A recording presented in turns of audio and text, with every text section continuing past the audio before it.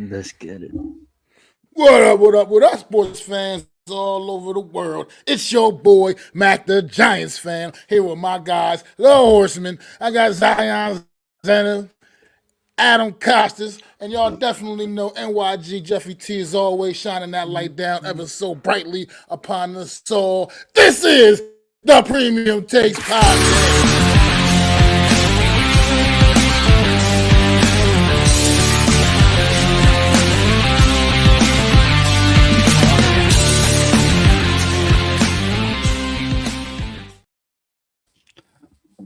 What's going on, everybody? Thank you for joining us again on a wonderful Friday afternoon.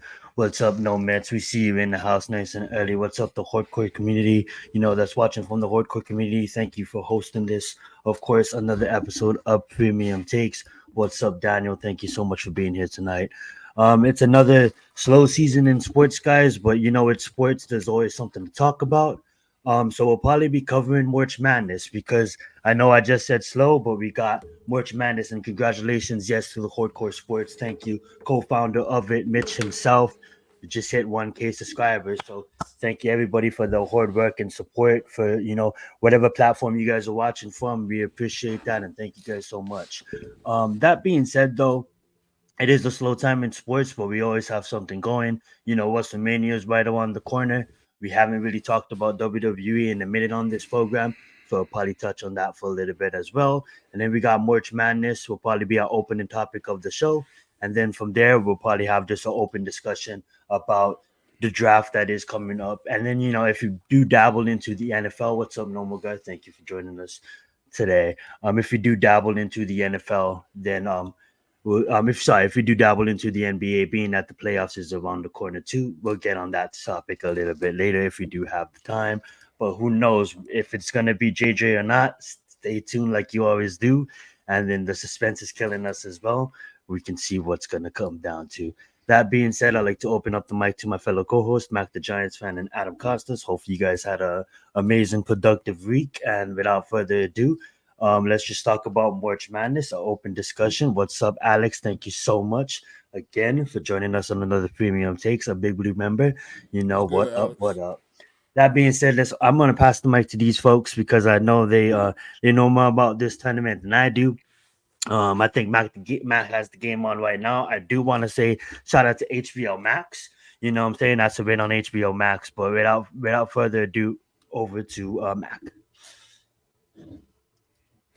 What's going on, everybody, man? March Madness is back here again once again. These first 2 days of the tournament are always just two of the most amazing days in sports. Period, man. Yesterday, tournament got off to a fast, furious start. Couple of upsets. One major bracket buster, like a big tick time bracket buster, and Kentucky on the wrong end of that once again.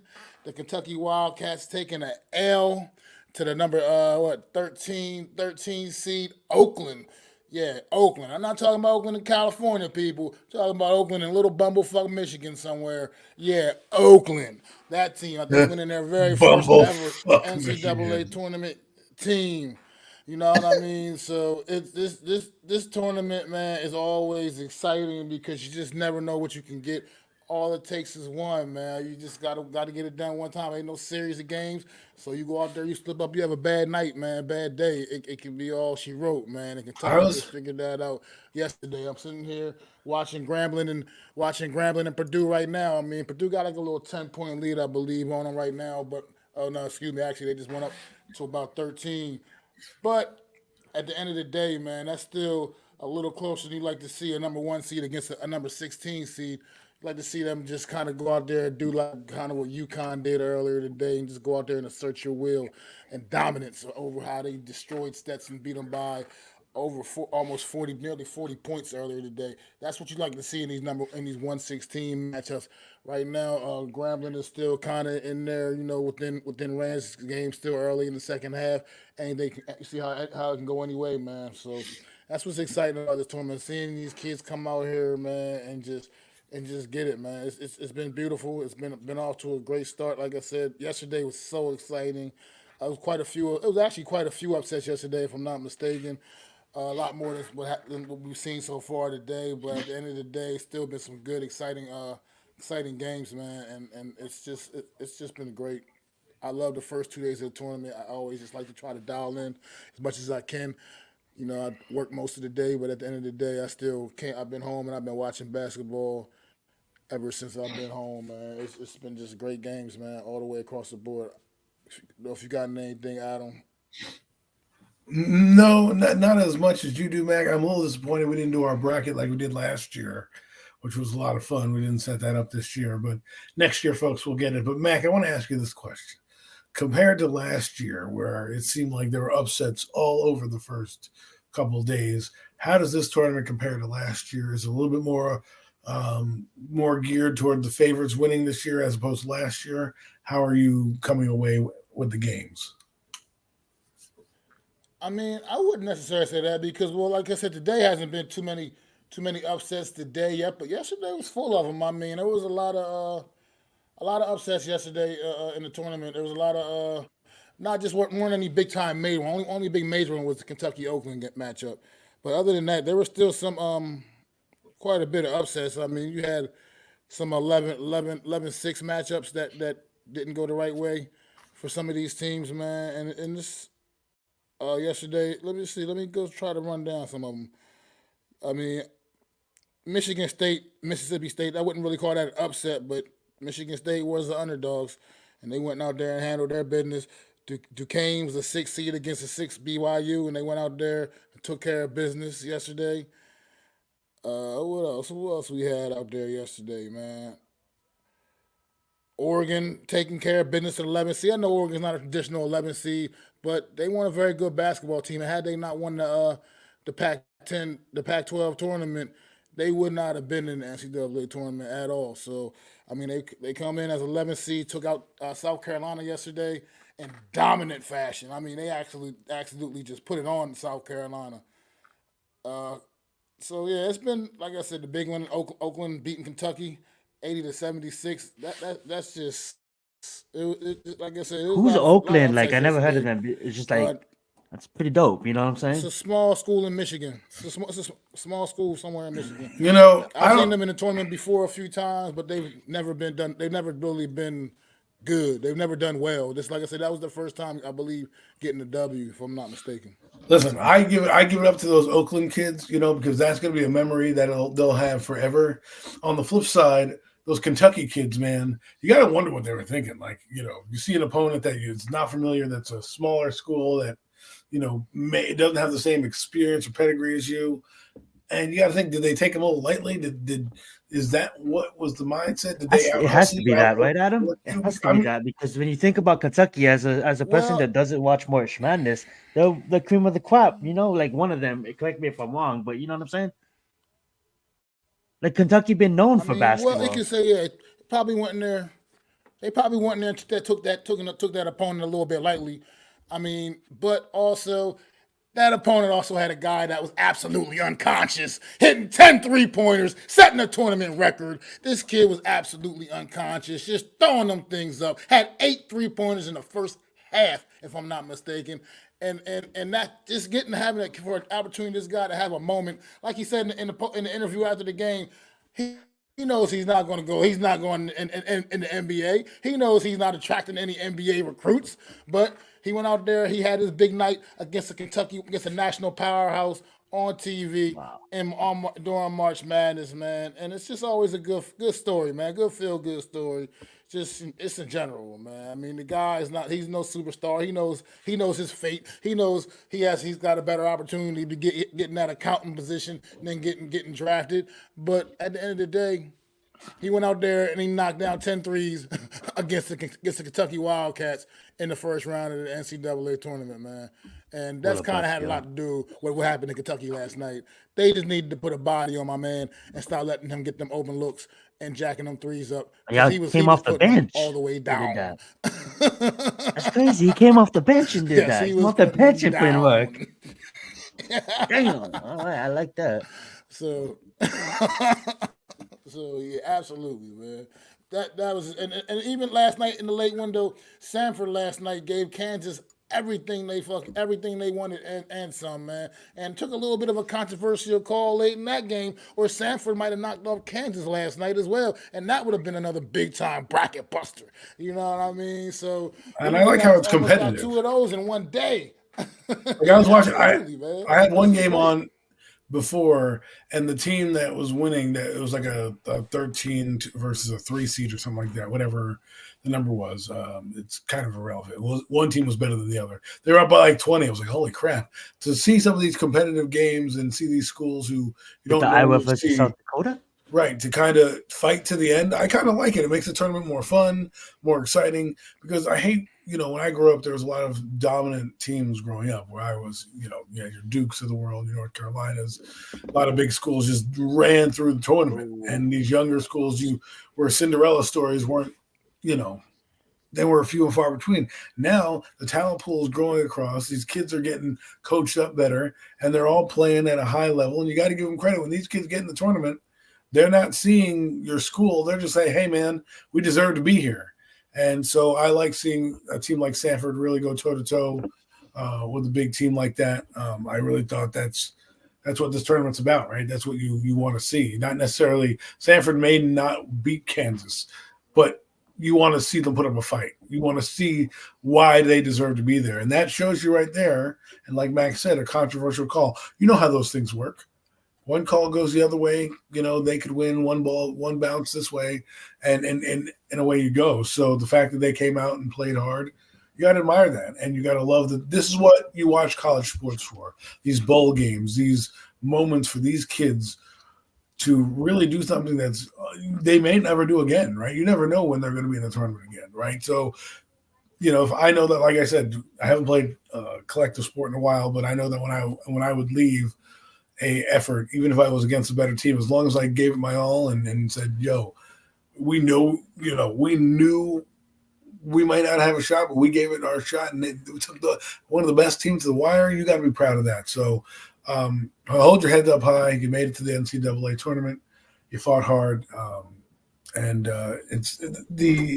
think the tournament's something different than most postseason events because it's so prestige. It's so fun. It's almost a mini season within the season, and the games are very clustered together very closely. That's why it is madness. And it's one of the more exciting things to watch during the spring. So that's my 2 cents. I mean, that's dope. I mean, like you said, that's what that team that played UConn, like I said, they got absolutely trashed, but they didn't walk out there with their heads hung down. I mean, I think they understood. Right. They realized they ran into a bus, or they ran into the number 1 team in the nation. You know what I mean? I mean, that's just that's a tough ask for a team like the Stetson Hatters, right? Whoever they are, that's a tough ask. I mean, we're talking about weight class, Mac. That one. Yeah, they won their conference tournament. They weren't a very good basketball team. I'm looking at their record. They don't look like a team that probably won their regular season, won the conference in the regular season. They just went out there, got hot late in the season, I guess, won their conference tournament. And hey, you get to be the 16th seed, and you get the number 1 team in the country, the UConn Huskies. Like, look. Well, nothing against that. And the UConn played like the number 1 team in the country. Like I said, put it on. That game was never competitive. From start to finish, UConn just took care of business the way you like to see a number 1 team do. But if you look at that team, right, and I hate to do the what you call the participation award type shit, but that school's probably rarely been to many NCAA tournaments in their lives, right? So I'm not saying that you don't want to go in and win that game, but that's probably one of the biggest in their history to do it. Of course, you're playing UConn, who, the UConn Huskies men aren't always the most dominant team. The women usually are, but UConn does have a prestige basketball program, and they are intimidating. Champs. They are an intimidating. Well, yeah. Well, now they are. I mean, listen. When I was growing up, it was both sides. I know what you're saying, bro. They are good when I lived there, those jerks. No, but I'm just kidding. No, the men's side was not as strong as the women in the basketball program, right? It was the women's basketball, the legendary coach and that shit. But UConn's intimidating, right? And that's what happens. And hopefully UConn can do something this year. Again, repeat champions, as Max said. and we'll see what happens. But that's why you watch the tournament, man. All the I fun think that stuff. was the first appearance. Looking at the Wikipedia page, I can't really find What, anything on Stenson? them winning appearing, but good, good on them. I love the moments you guys the Right. moment you guys said too. It's kind of like not to interrupt, but it's kind of like some of these kids have like they're not going to make the NBA. I think Mac brought that up. You know what I'm saying? And to have to go out there and have your big moment. You know what I'm saying? And even though you don't win, it's like, bro, that's a memory. In Hawaii, we have growing up, we have uncles that we just call everybody uncle, but they're drinking and they're having a barbecue, and then you hear this growing up, like, oh, bro, back in high school, bro, I had like 200 yards, and then they're just reminiscing about the high school days. And I know it's laughable because the construction workers now, but it's really not, because in high school there were the shits, and that's what they remember. You know what I'm saying? So for these kids to maybe not go on and maybe not like reach the prestigious leagues around the world that is the NBA, that is the NFL, or anything like that, they get to have that memory of going to the tournament, because at the end of the day, like, it's one and done. You know what I'm saying? Continue, but think about that. Not everybody goes, right? And for this school's history to be there to fight UConn, it's a proud moment. I'm not saying you want to go there and lose. That's not what I'm saying. I don't want that mindset to be conveyed. Like, hey, yeah, you're playing UConn, might as well just lie down. No, what I'm saying is for a school like that that's never been on that stage, to go there, they had to have known, A, this is going to be a buzzsaw, but B, at the end of the day, if I'm the coach, I'm saying, listen, look, we're 16th seed. We weren't expected to be here. We got here. Let's build on the accomplishment, try to make ourselves better for next year and come back and make it a milestone. College is a little different. Now that you have NIL rules, I don't know if that they apply for the NBA the same way as they do for the college football. But if they do, maybe you get guys now who didn't know your school. Maybe they'll come there now because they maybe want to jump to a bigger school. And so this is how you get transfers and things like that. I thought it's good for them to get that exposure. And like you said, I remember some of my greatest moments playing sports, even though they were high school memories. I won an award that meant a lot to me, that I got, that I still have to this day, still I reminisce and think about why I got it. And I mean, like, that's why I know effort participation trophies. Like, you know what I'm saying? I don't effort that because of the fact that, like, bro, like, you gotta create that memory. You gotta, even though win or lose, regardless, right? Like, right, you lose, it's still a memory. I don't want you to memory. It's for another time. I didn't mean to interrupt. Continue. Like, I don't feel sorry for them. I'm not giving them a participation trophy. I don't want them to be happy that they got there. I'm just saying, for a team like that memory, they may never make it again there. Sometimes when you look at a college like that that's on a level, like you said, they're not going to the NBA. Most of them probably. They're probably going to regular jobs and regular life. That a memory from when they come in their lifetime saying, hey, when I played college athletics, which is, pretty high to go up in your career, right? Not many people get past high school, and you played in college and you got to play in the NCAA tournament. How many people have that on their resume as a thing? Yeah, we lost, and I would hope to say that whoever's telling the story goes, man, yeah, we fucking lost to the UConn Huskies, those jerks, because they're mad about losing. And I hope he is. I hope that person's not like, yeah, we made it to the NCAA tournament. Woo! No, because no one gives you a trophy. At the end of the day, you're trying to be the national title holder. I'm just saying, for them, take that memory. Don't take the butt whipping as in, like, it wasn't your day. That's it. Like, some of the best stories and some of the best movies in sports, that is, it comes with the underdogs, not even winning at the end, but just making it there. The team that everybody thought that wasn't gonna win, just making it there. You know what I'm saying? Cool runnings, baby. Cool runnings. The Jamaican bobsled team, Mm-hmm. Facts. Yeah, anything else you guys want to add to March Madness, guys, before we move on? It's madness, man. That's all I can say. That's all I got for right now, man. Mac, Purdue has opened it up on Grambling and now looking like a number 1 seed. Mac, have you done a bracket? They are out there dominating. I did. I only did one. I actually did the first time. I only filled out one. Just Uno this year. Oh man, what's going on, Mac? Too busy, huh? I mean, just a lot going on, man. Too much to be following. Too many multiple brackets, man. I got to say, I'm just fill up one. I'm stick with it, and it's not looking It's looking a little dicey already. Had Kentucky going in the next week, and they disappointed me by taking that L last night. So, you know, that's how it goes. I looked at something before we came on. There are 23 perfect brackets out there left still. Wow. 23 people in this world picked Oakland to beat Kentucky last night, That's insane and to has think picked about. every game perfect thus far. I remember we used to do 23 those in high school as a fundraiser, Crazy. putting the money in to the pool, and everyone getting eliminated because the bracket gets busted on the first night, and they were like, no, random team gets there like a Davison or like Saint Bonaventure or something like that. Remember when they were in the tournament? I mean, my God, so Oh, absolutely.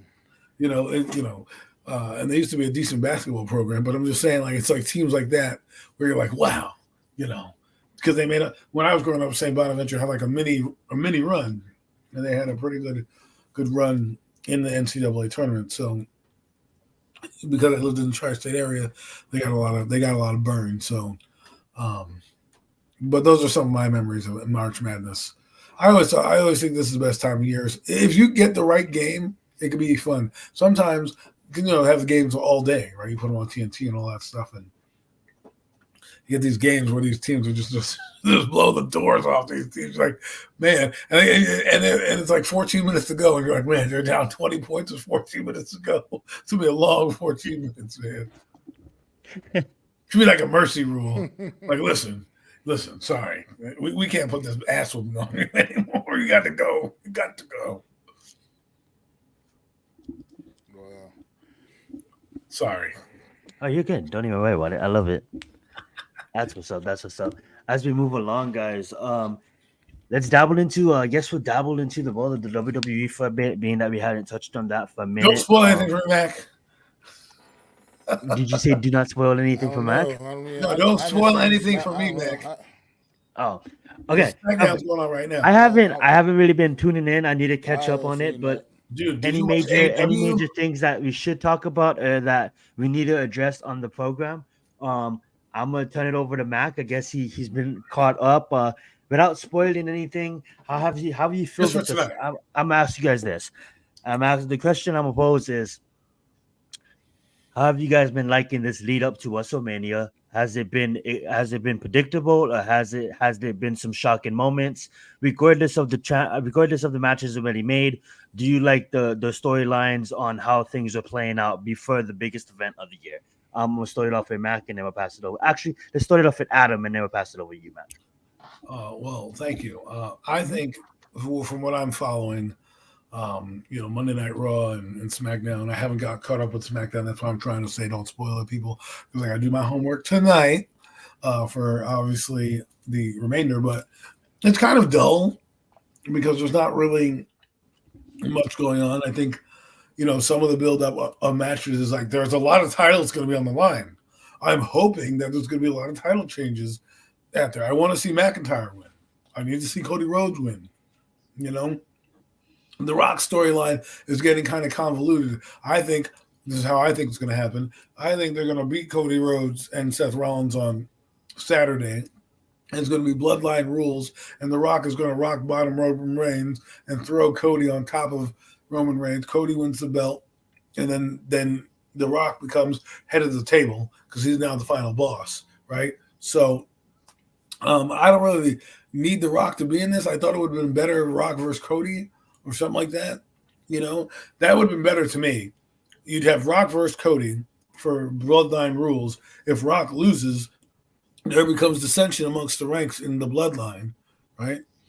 Kind of, I don't know. Triple H is crazy, though, but we'll see. I don't know, man. Nia Jax not being in the main event, that's great. Thank God for Becky Lynch. Although Becky Lynch put on a show on the Monday night, jumping off a ladder through the table with Nia Jax. I thought that was good. I'm looking forward to Gunther and Sami Zayn. Someone's got to dethrone that guy. I thought it would be, I thought it would be somebody else, not named not Gabriel Davis. What's that guy's name? Chad Gable. Chad Gable. Chad Gable. Right. I got Gabriel Davis from the Buffalo Bills.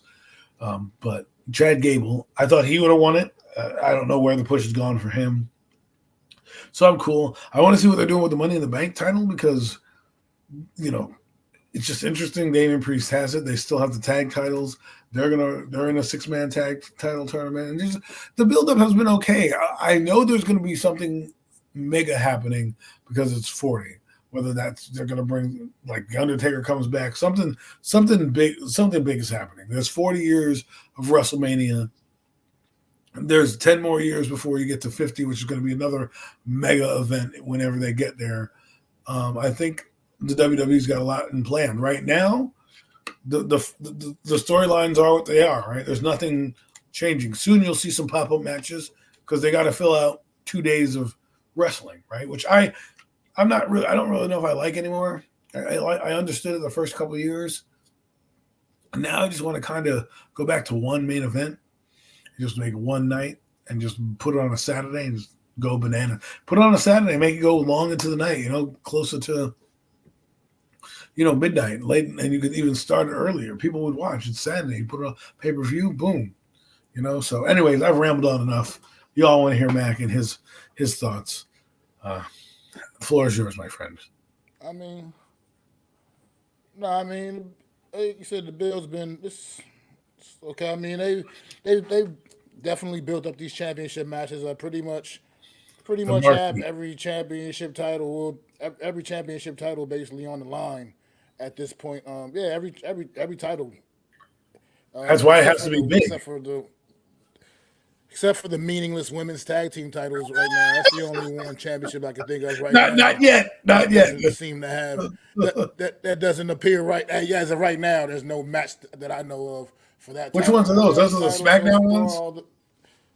Are those ones on SmackDown? There's just one women's title. It's just they're on all brands. They go to all brands. Kabuki Warriors women's tag team titles.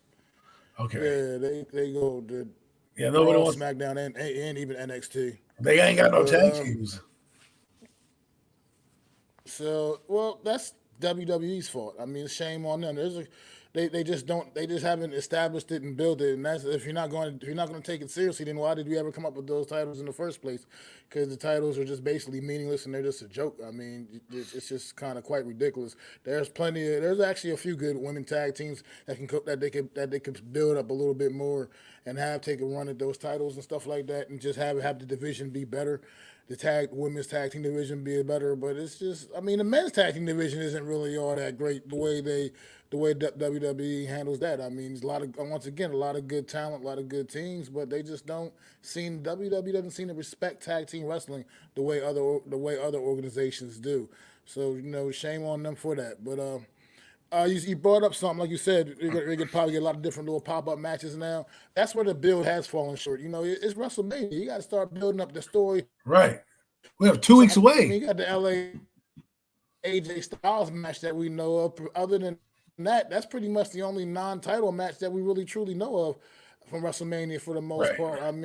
Everything else is just for all the different random title matches that we know. They're still doing this thing for this 6-man, 6-team ladder match or whatever. That's a good old ladder match is all be bring a little bit of excitement no matter what. So we don't know we still don't know all the teams, and I guess SmackDown's figuring it out tonight. I haven't watched SmackDown yet, but you mean for the tag title? They're figuring it out tonight. Yeah, who's going to be the teams representing from SmackDown? Well, that was those 6-pack ladder match. When Edge and Christian and Matt Hardy and Jeff Hardy had that match at WrestleMania, and then they made it into a pay-per-view, that's where the birth of the ladder match happened with Shawn Michaels and Razor Ramon was kind of the birth of using a ladder, but to take it to that extreme with tag titles on the line, they raised the bar. So every year you were hoping there was a ladder match and they could top it. Because WrestleMania used to be that. It used to be the marquee where they would have these cage matches and these fantastic, I Quit matches all over the arena. So the fact that we get another match, tag title match, I'm hoping that they can live up to the standard that which Edge and Christian and Jeff Hardy lived up to, which basically, made me fall in love with wrestling because of that match right there. 2 matches I'll never forget. One with Edge and Christian, and then another, I think it's the same match where I think it was in Madison Square Garden where he swantons bombs off the walk-in, like walking out to the crowd, and he just did that, and it was just through a table onto. Oh no, that was a Dudley Boys match. No, but yeah, Edge and Christian was part of that. And in WrestleMania, when Edge speared Hardy off the ladder, I mean, my God, we were just like jaw to the floor, like this. How can it be any crazier? And then, of course, there's the birth of the ladder match. So I just wanted to bring that up there. I like it. Again, Mac, where are we going with these things? I don't even know. Is there a women's title in there? It's sprinkled in there. There's a women's title. Isn't there 2 women's titles, or just one? Yeah, you got Rhea Ripley. No, and Bayley. You got Rhea Ripley taking on Becky Lynch. You got Io Sky taking on Bayley. So but see, they got all the titles covered. I mean, Gunther taking on Sami Zayn. I mean, what build up? Which one you talk? Like I like Io Sky. Really, I like Io Sky, but I mean, like Rhea Ripley and Becky Lynch. That's going to be marquee. That's going to be it's going to be marquee. Those 2 are great performers, great on the mic. Bayley, I feel like I hate to say, I don't hate to say this, but I think she's going to win the title because she deserves it. But I just feel like, what's her name? Not Kairi Sane, right? Kairi Sane, that's her name, right? The woman. Talking about Io Sky. Io Sky. Sorry, I get them mixed up. Io Sky has been a good title, but she doesn't really talk on the mic much, right? So, and she's always with the Kabuki Warriors. So I don't know, man. I just thought the build could be better from the betrayal. Go ahead. Well, she doesn't talk on the mic much because she doesn't speak very good. She doesn't speak very good English. That's why she doesn't talk on the mic. Even Asuka was cool on the mic. She's fluent in Japanese. She didn't take time to learn the English language. They kind of defer to talking to Dakota Kai right now. Like Bayley did most of the talking before when Bayley was part of the group. She did most of the talking. I mean, that's just a language thing. It's not. I don't think. I mean, they do a lot of talking in Japanese. We just never know what they're saying. You know what I mean when they're doing that. I know what you're saying, but I think what I'm saying is there hasn't been much in terms of, for me, the build that I need to see in this match. It's a championship match, and I feel like it's being cast aside. Like, I wouldn't be surprised if that's the first match on the card when Saturday happens. Well, I mean, it could be, but I mean, the thing is, the build for this has been so far in advance, though. You know what I mean? So maybe it has kind of seemed like it's slightly cooled off a little bit as we're getting closer to WrestleMania. But that build that's been building up for months, honestly. I mean, you like that build better? I mean, EO and Damage Control, like Dakota Kai, Asuka, whatever, Damage Control and them, making their little remarks about Bayley. Kind of knew the writing was on the wall. Bayley was about to be cast aside, and then it finally happened. I mean, I'm just happy for Bayley. Gets her WrestleMania moment. It's gonna be her first singles match at a WrestleMania, which is to me blasphemous. What she's meant for the women's division all these years. It's no way that it's unbelievable that this is actually going to be her first singles match at the big show. So, and you're right, she's most likely is going to win that title. I mean, she's been a heel for the last X amount of years. She's back babyface again, and she did her heel run. Now she's back babyface again. It's just full. Did she win the title when she was heel, or did she get injured before that? I know she was in a title match. No, she definitely had the title. That's when she had the title. Absolutely, she held that thing down for a little while. She was a badass when she was a heel. She was a pretty good heel. With that short haircut she had. Yeah, so it's pretty cool. I mean, it's like I said, I just want to see them. I wish they had better, build up to whatever some of these other little side match, whatever some of the other mid card matches they're going to have on the cards. You know what I mean? Like I said, we don't even really know a lot about what they may or may not be. So it's cool. And the Rhea Ripley Becky Lynch thing, I was getting nervous that they were going down a slippery slope where somehow Nia Jax was going to end up finding her way into that match. Oh no! And I'm glad that looks like I'm glad it looks like that's not going to happen for sure now. I mean, I think Monday night solidified that that's not going to happen. So I'm glad they didn't do what it looked like they were kind of getting on their way to doing. This needs to be the passing of the torch match. I don't think Becky Lynch is going to win, but I think this is one of those matches where you need them. It's like Rock and Cena and all those people like that. It's like you're now the new gold standard, right? Charlotte Flair's out. She got married, but she's been injured a lot. She's getting older. Becky Lynch had her solid run being a champion for the last 2.5 years with her couple title runs that she had. Rhea Ripley is it. She is it. She is fantastic in the ring. She's fantastic on the mic. She's a glamazon. Somebody used the word the other day, smitten. I'm smitten with Rhea Ripley, as I love that she's a heel. I think she's what we need in wrestling right now in terms of a good thing. And the funniest part is, I hope these women matches don't outdo the men matches, because what I don't want to see happen at WrestleMania is to come out on WrestleMania Monday and have the same friggin' stories playing out. Same fucking stories playing out. With Roman Reigns being champion, Seth Rollins being champion, and Gunther being champion. Don't go all the way to WrestleMania 40. Drag me all through the mud to then give me that garbage, because that's not the culmination I want. I'm a consumer. You write the goddamn story. Let's finish that shit. Give us what we want. I don't care about Damian Priest finishing his story. He can cash in on whomever he wants. I don't care. That's, he has his own title defense to worry about. Give me what we want. A few title changes, please. The last few pay-per-views, no one's lost a title. And these guys who have had these long-ass runs, get over it, bro. This is a scripted thing. Everybody knows. It's not like Bruno Sammartino, or you could fake it till you make it for years, because no one knows it's scripted, right? No, I think you're going to get title changes here. You're going to get. I think you're going to get Gunther finally dropping that IC title. I think this is the moment they're going to give Sami Zayn that big moment, that big singles moment. Now, I mean, he had a moment last year. Him and Kevin Owens winning the tag team titles against Usos, but I think this year he's going to be that. He is going to end up ultimately being the guy, take that title off of Gunther. Perhaps, I don't know what Chad Gable's going to have to do with this now on Monday Night Raw.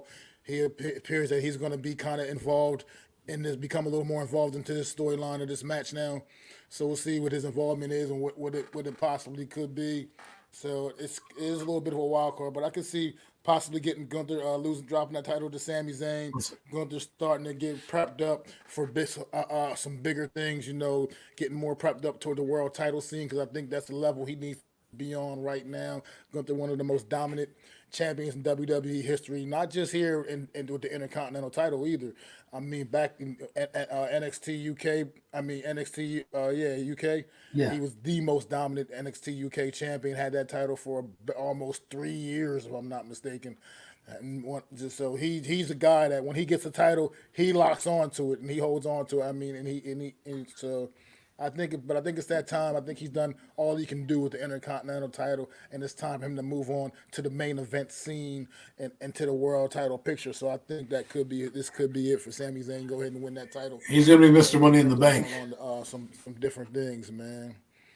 And as far as the Logan Paul, Randy Orton thing, I don't know what they're thinking with this match. I think Logan Paul still comes out of there with the title somehow, some way, but it is what it is. And what does the title do for Randy Orton? What does that title do for Randy Orton? He's better off for like the Intercontinental title. He's already had everything anyway, so it really doesn't matter when it comes to the titles of Randy. Yeah, but I'm an AEW fan, somewhat, not really, but AEW allows all their talent to win whatever title they want.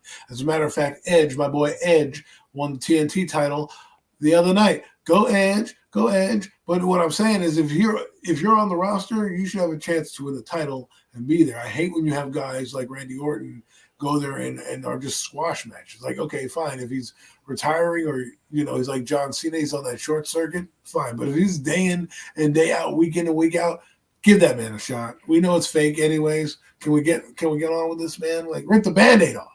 I need somebody to win.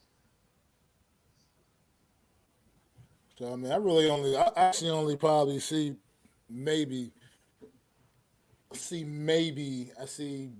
winning, taking that title off of Io Sky. And probably, Sami Zayn taking the title off of Gunther. I'm not sure that the ladder match, I can see the Judgment Day dropping those tag team titles in the ladder match, because they got to figure out. And you think Cody's not going to finish the story? His Money in the Bank briefcase. I'm not sure because I think they're going to drag this on into SummerSlam with these guys, with all four of these guys: The Rock, Roman Reigns, Seth Rollins, and Cody. And I think that's another title. I think Seth Rollins could possibly drop the title to Drew McIntyre, give Drew McIntyre his proper WrestleMania moment. And and I think Seth Rollins goes on with Cody to go into SummerSlam with this Brock Roman Reigns nonsense somehow, almost like a Mega Powers type of SummerSlam moment again when you had back in the day when you had the Randy Savage and Hulk Hogan back in the day.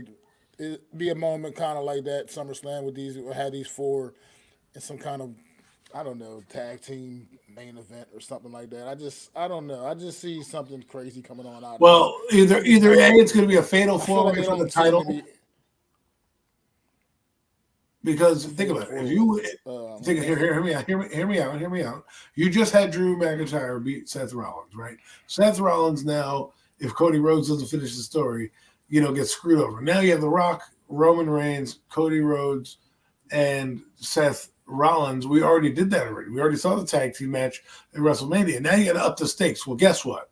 Why don't you just put the title on the line, find out who's the fucking head of the table, and get this over with? Because I'm tired of Roman Reigns. The bloodline is nothing. They don't have any. Jimmy and Jay, they're going to have a match at WrestleMania. I mean, that should be fun to see that match. But it's like Solo Sikoa, he does nothing. Paul Heyman, I mean, he's going to the Hall of Fame. I can't believe it. I mean, I can believe it, but I didn't think he'd still be working and going into the Hall of Fame. So, but that was interesting. I don't know, man. I'm already tired of The Rock because I'm like, I like The Rock, but what did you come here for? Are you gonna? I thought you were gonna come here and show that you were the head of the table, that you were the big dog, that Roman Reigns has to go through you before he does anything else, that you've been calling all the shots. That's why I think he's going to screw him over in WrestleMania and cost him the title. And then I don't know. It can go There's a multitude of ways this thing can go. So who knows? I don't know. WWE doesn't very interested in taking that title off of Roman Reigns. So, but then why do Cody like this? Okay, because if I'm Cody Rhodes, I'm going back to AEW. This is bullshit. You win the Royal. You can't run the Royal Rumble a third time. No one's going to buy that story. Everyone's going to be like, all right, you already had two chances. You fucking failed twice. How are we going to get this title off this guy? You should have. If you really should have done this way, you should have put Drew McIntyre against Roman Reigns, because at least if he lost to Roman Reigns, you could have been like, all right, whatever. It was, a grudge match for the Scottish Claymore and him playing in Castlevania, wherever the fucking Clash of the Castle, right? Then you could add Cody Rhodes versus Seth Rollins. At least Cody Rhodes wins the title, finishes the story. We get that in the books. He gets to be the babyface and go on. Roman Reigns can then go on to be the bloodline, do whatever the hell you want to do. If you're going to make Cody Rhodes lose, then I'm not dealing with WWE, because it's just going to be stupid. It's just going to be dumb to watch, seeing the same shit every day. Like, who's going to beat him?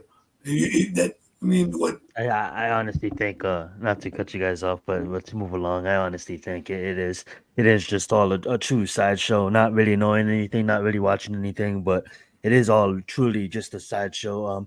What I think it is going to be the changing of the guard. You know what I'm saying? At WrestleMania, there is going to be multiple championships that is going to change hands. Cody Rhodes is going to get his. They didn't bring him back. Vince McMahon doesn't fly out to your house and get you.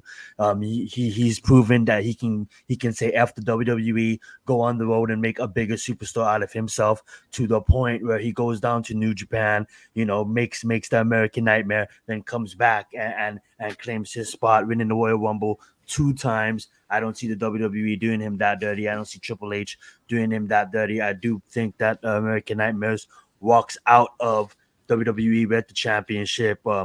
That not WWE, but that is WrestleMania that I am talking about. And getting on to Drew McIntyre, I believe they changed hands there. As far as the women's, I don't really care what could happen there. Not trying to be mean. All I know is there's one championship that matters, like you guys were saying. I think Bayley probably handles Io Sky, but I don't really care about that. I mostly care about the other one. But that being said, is there anything else you guys want to talk about WWE before we move along? No. We went too long anyways. No, you guys are good. You guys are good. I love this open discussion because of the fact that we didn't give our WWE fans, and a lot of the supporters from the Hardcore Network is WWE Hardcore Sports Network is WWE fans. We haven't gave them Congratulations, 1K. Woo! yeah, we haven't gave them WWE talk for a minute, but yes, as we move on, the Giants has agreed with terms. A couple of days ago, they freed up about $7 million in the cap by restructuring, like not really fully restructuring, but somewhat restructuring Dexter Lawrence's deal, extending it down the line for higher. You guys, I don't have to over explain. You guys know what restructuring is. This is not a 5-year podcast. That being said, guys, we did go. And it looks like we probably are not done in free agency yet. These are smaller moves that we just made, but I don't think that the assassin Joe Shane is done yet. But I do want to touch about a move that we just made. Obviously, we signed in Isaiah Hodgins. This is the guy that came over from Buffalo early on when Brian Dable got the job, and this guy produced for us when we needed him the most. He started really low on the depth charts, worked him way up due to injuries in his first season with the Giants, and proved that he can be obviously not a number one, but a reliable source. It took him some time to come comfortable running NFL routes and stuff like that. He's been in the league for a long time. This guy's a veteran, and I love the signing of Isaiah Hodgins. I'm gonna open up the floor to you guys in a minute, but we did also sign Matt Nelson. This is an offensive tackle. You know what I'm saying? Due to a physical, he still needs to pass, but we have agreed with terms with him. This is another depth signing that I absolutely love. Here's a little bit something if you guys want to read about it. But if you guys take a second, and then I'm going to scroll back up to the picture. But that being said, guys, how do you guys feel about the signing on secondary pieces that could really help out this team? And Isaiah Hodgins, a proven veteran that could easily come in and definitely help this receiving core. Like, I understand, guys, he's not an ex-receiver. He's not a dominant number one. Obviously, we need another receiver in this room. I say we need a couple. But that being said, for the way it turns out, I like Isaiah Hodgins personally. What I see on film, just not even film, just watching the YouTube channel, he looks like a good down-to-earth guy. I seem to like the human that I'm seeing, and I want that kind of human dressed in blue. That being said, shout out to Isaiah Hodgins getting that deal done. Let me open it up to you guys. What you guys feel about Matt Nelson and the signing of Isaiah Hodgins? Well, I want to say that this is Matt Nelson is depth. Hopefully it works out. It looks like they might be trying to get a young quarterback in here because they want to at least protect. They have heavily spelt resources in the line, so much so, which I don't think they're going to spend as many resources in the draft, being that they don't have that many. Which brings me to another point. You bring in Isaiah Hodgins. He's a cat body. There's no harm, no foul there. He knows the offense. He did perform admirably in 2022. The quarterbacks couldn't get the ball in 2023, and he wasn't really a featured player there. He does have some skill set that we do like. I don't know if he'll ever be a number one, but he at least get him a new quarterback and let's see him cook. I think the Giants are in a decent spot with their receiving core. If they were to ride them out today, they could probably still perform and produce. Maybe not at a high level, but at least efficient enough. It's not the worst receiving core that they've had, right? We all know the worst receiving core they had. It's not the best receiving core they have, and I'm sure it's going to flesh itself out. But I wanted to say a lot of these moves seem to be happening because we don't have that many draft picks, right? And it also means we might be trading some draft picks. When you sign a lot of guys like this, the tea leaves to me is we're trying to make a move, whether that's trading our 47th pick and a 6th round pick. You're trying to acquire. Look at all the guys we got. We got mad guys on the line. We signed at least 5 offensive linemen, right? 5. Illuminor, the kid Runyon, and you have this guy from the Lions and the 2 other cats that they got in the middle. The 2 guards they signed, Austin something or other, and I forget what the other guard's name was who came from Tampa Bay. So you got like 5. You got literally your starting 5 and then 5 more on top of that. So great depth, right? So and then you still have Marcus McKeithen, you still have Josh Zunu, you still have JMS. You've got a lot of competition in the line. But what I'm seeing is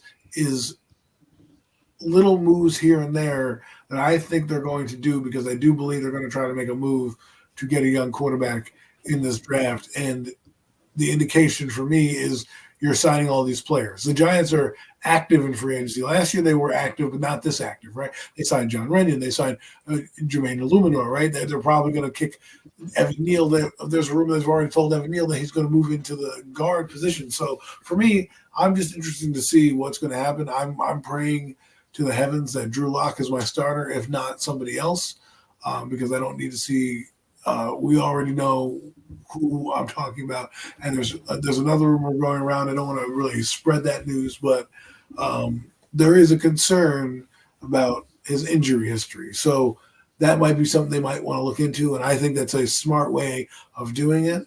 And if that is the case, you might as well bring in a guy from jump at the quarterback position from the first round and get him going. But anyways, Mac, you have the floor. Yes, they did. Look, so I told people. Yeah. Look, go right ahead, Matt. What you call it, man? I'm not going to sugarcoat it any way, shape, or form, man. The moves, sure, they look really, really good, solid moves on paper, man. Adding to this O-line depth, O-line is an issue. You got to get competition in there. You got to get your best five out there, and you got to get some guys that can protect the damn quarterback, because we haven't had a group of five that can protect the quarterback in many, many years. But let's not face it, man. I'm not drinking that Kool-Aid again. I need to see the product on the field, and I need to see it actually work. I don't care about. I'm talking about training camp and practice. I'm not talking about that shit either. I'm talking about in games against other opponents, real games, not that drive against Carolina that everybody got all hype about and went on crazy thinking the offense was going to be so explosive because he had this amazing drive against the Carolina Panthers in the preseason game. Okay, no, I want to see the real shit. I'm not drinking that cool. I'm not getting my hopes up thinking this is going to be some kind of what this team is going to be something that it's just not. I want to see the product on the field, and I want to see actual development. I want to see this shit work.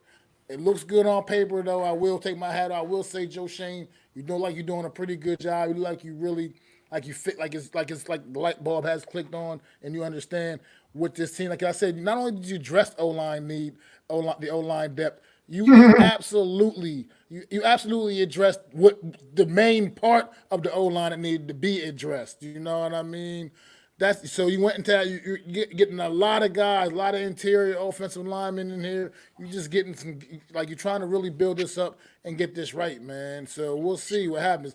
You know, like everybody like that. Last year it just put me in a bad space. So now no more. Oh yeah, we're gonna be this and this and this and this. All I know right now is we're the New York Giants that could only win 6 games last season. That's what I know we are, and I don't know we're anything else but that until you prove to me that you're anything else but that. So. Listen. I'm not drinking the Kool-Aid, and I'm not buying in on all this, whatever moves they make. Until I see it manifest on the field, we're still the 11 New York Giants. Well, I hear you there, man. 6-11 New York Giants. This is what I have to say. If he does all that and we run it back with Daniel Jones, Drew Lock, and Tommy DeVito, he can go kick rocks. Because if you lose, then you're getting shown the door. If you go and get your young quarterback, we can forgive you because we expect now to see that young player play, and we expect growing pains. If you bring back these guys, now Drew Lock is not great. He's my number one quarterback because I just don't. I'm tired of seeing the other guy, and I finally have a name in here that actually has played some NFL football and has won some games in the NFL, right? And actually had a decent win against an Eagle team that our quarterback can't seem to beat. But my point is, I want to see if you do what Max said and have development, there better be a young guy in the building somewhere walking up and down that sideline that plays the quarterback position either day 1 or day 2. I'll give you day 2 just because I'll let you be cute, Giants. But if you don't walk away with one of those top 6 guys, you know, even I'll throw in even a Spencer Rattler in there. If you don't walk away with at least that guy, don't show your face at MetLife Stadium. Because if you lose these games, which will be hard because you won't have that much on offense, because we know, unless Drew Lock lights it up, and I don't think he's going to light it up, but he definitely will have a lot more fun than Daniel Jones. And the reason why I am interested in this move, if you look at this move, this is why I think Michael Penix Jr., you people need to float him on your radar screen. And this is why. They want to run the ball downfield, right? Who all these quarterbacks, they do one thing better than Daniel Jones. They throw the ball downfield. They all have their different attributes. But the guy that I feel that fits the offense the best is actually Michael Penix Jr. because he does exactly what you need. He's a passer. He can scramble out of the pocket, throw the ball downfield. He's looking to pass. He's looking to gain yardage. Drew Lock is kind of similar in that he's trying to throw the ball downfield. That I think Drake May is similar to that, and J.J. McCarthy. They like to throw the ball downfield. I don't want to see any more RPOs if I don't have to. RPO should be only used once in a while. Okay, Drake May doesn't run an RPO system. J.J. McCarthy rarely runs an RPO system. I mean, they ran a heavy system, but he was under center. He did a lot of other things. He did some rollouts. It's not just going to be, hey, take it and run. Those wasn't his game, and Michael Penix is not a runner. I don't need you to run. Bo Nix, not a runner. Spencer Rattler, not a runner. They're passers. They're scramblers. They're guys that are going to get out and move. That's what you're going to see, okay? I think they're going to move. If you look at that move at that position, he's different than Tommy DeVito kind of runs around too. He's similar to Daniel Jones, but they got a backup quarterback who's not even similar to the quarterback that they have. So it's kind of interesting when I read the tea leaves. That's my only mark for Joe Shane is because Brian Burns is an A+ move. Okay, no ifs, ands, or buts about it. A+ move. You got one of the best pass rushers, one of my favorite players in the NFL on our team. You're going to make our team fierce. Okay, if you don't come away with a quarterback and you try to punt till next year, or you try to hope till next year, well, good luck to you. I will be burning sage. I will be doing everything I can to save your aura because you may not be here because John Mara and Steve Tisch might move on from your ass. Like, listen, you promised me results and you gave me this. I'm not going to allow this. At least Brian Dable's going to go. So someone's going to fail. And I would hate to see Brian Dable not get the chance to get a quarterback in here for his own self. So like Mac said, Yeah. So what do you say to the people? What do you say to the people that say number 6 is too high for J.J. McCarthy or Michael Penix Jr.? What do you say to those people? I will say this. Go right ahead, Adam. But we have a bunch of things to get to. I want to get to this with you guys because it is gonna go into that quarterback and receiver talk. But I'm gonna let you answer Mac's question. I say to them, George Young said it best when they drafted Phil Simms. They said Phil Simms is rated at 21st, 28th pick in the draft. Why'd you pick him at 7? He's like, that's when my pick is. All right, that's what our pick is. Stop getting Stockholm syndrome with fucking Daniel Jones or PTSD because you're fucking having this issue where you're worried about the 6th pick. People do realize Justin Herbert was the 6th pick in the draft, right? Like, you can't do that. You can't say, well, it's a reach. All these guys are ranked in the 1st round, okay? J.J. McCarthy's been ranked in the top 15, if not the top 10. Michael Penix just got put on Daniel Jeremiah's board, ranked to 13th to the Raiders, okay? So number 6 is not too high. You go and get your guy. If you like Michael Penix Jr., you fucking take him at 6. You don't worry about trying to take him at 22 or training back in. You know what I mean? Yeah, and I didn't mean to cut you guys off there because we all know where we lie on this side of the line, and we're a fan of the team regardless. I feel like he's hearing what I'm hearing, and that's everyone's like, oh, McCarthy's a reacher, this is a reacher, that's a reach. And I'm like, no, first off, do your homework. I would tell those people, number one, because that's not what the NFL's telling you. And the NFL's like, they're worried about J.J. McCarthy being Daniel Jones. I just don't listen to people like that. At the end of the day, don't let them rent space in your mind. What you got to do is, I don't even want to spend time talking about those people. Hold on. Daniel Jones is not the same as J.J. McCarthy. J.J. McCarthy was a 5-star recruit, went to big schools, had offers everywhere. Daniel Jones had no offers. He had Princeton or he had Duke. Just put that in your mind when you think about things like that and you hear, oh, I don't want to take him at the 6th pick. But go ahead. No, I didn't mean to cut you off too. It's like I made a video the other day that I just didn't upload because I just didn't feel that it was worth uploading. Just because I got pretty heated. And what I said in that video is exactly what you kind of said in the hurry up. It's like fans are so excited about winning right now and about next year and about all this kind of jazz when like I'm not trying to win for 1 year.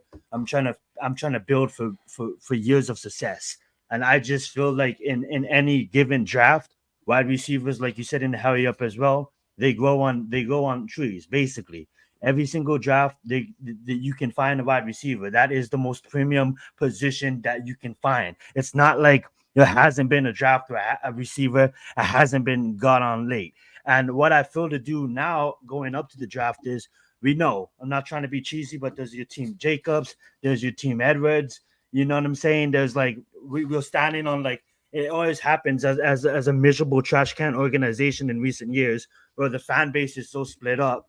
And I'm just getting kind of like not irritated with both sides. I'm just kind of saying like, how can I do my best to educate and to not bash, but to educate. So what we're gonna do is we're gonna do a couple of exercises, guys. As the weeks go on, you guys are gonna stay tuned to all of our channels because you guys are gonna see a lot of videos, whether it be on Premium Takes or whether it be on our personal channels. Is speaking for myself at least, is I'm gonna preview some wide receivers and how deep this class actually goes. I have to be completely honest with you guys. I got late to my scouting this year, but I haven't really scouted as much as I could, but I'm going to do it. And over the span of a month before the draft, because it's about a month away, you guys are going to get lovely content on these wide receivers because at the end of the day, everybody just in love. Everybody's just hoard for these top threes. And I understand. I get it. I understand why you would do that. I understand why you would love these top three.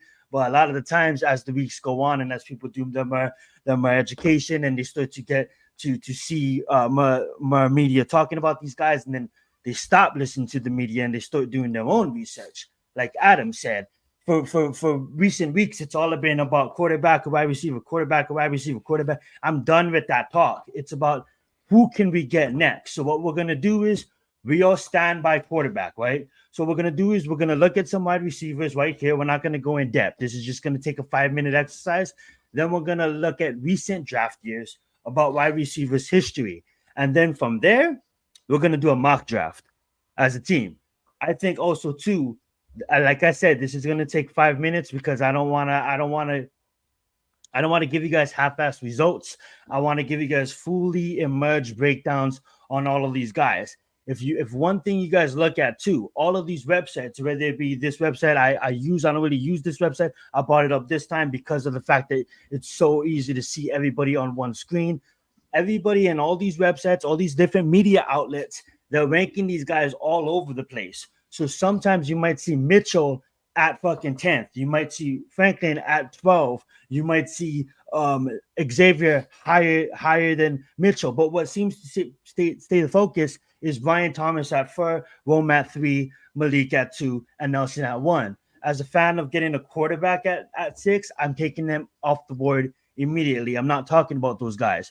But what I'm going to do is I'm going to open up the mic back again to Adam, and I didn't mean to cut him off there, but I want him to kind of defend his point while looking at these receivers that I feel like not all receivers are going to go in the first round. I do believe there is about 17 to 20 receivers plus ranked in the top 100. If you look at the top 50 alone, like Adam said, shout out to the Hurry Up. You guys should go check out his weekly show that he does called The Hurry Up on his channel.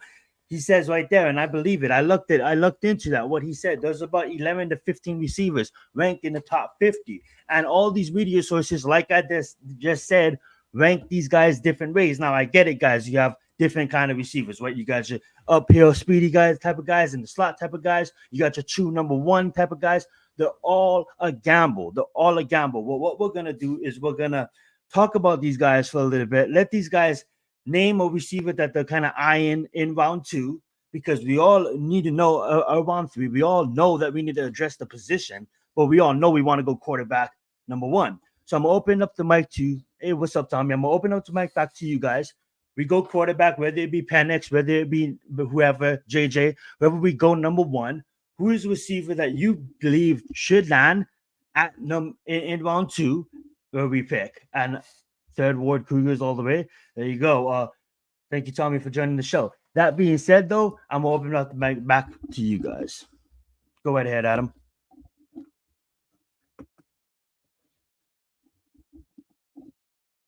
All right. I don't think Adam is here. Mac is all right. Sorry. Oh, you're good. You just made it. I had the big screen up because I wanted to see the players we were talking about.